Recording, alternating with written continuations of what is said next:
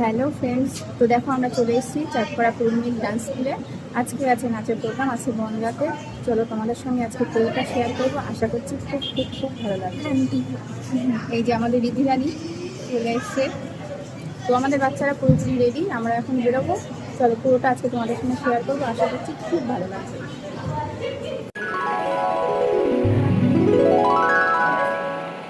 আমরা পৌঁছে গেছি চাঁদপাড়া নাচের স্কুলে, চাঁদপাড়া পুরবী মেঘ।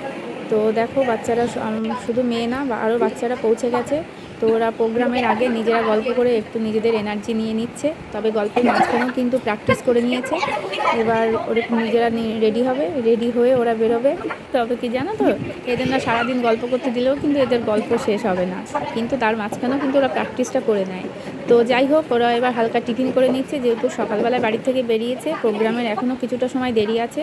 তো টিফিন করে নিয়ে হালকা মেকআপ করে নিচ্ছে, যেহেতু আজকে বেশি মেকআপ নেই। এই যে ওদের দুর্গা ম্যাম নিজেও তৈরি হয়ে নিচ্ছে, ওদের সঙ্গে আজকে নাচ করবে।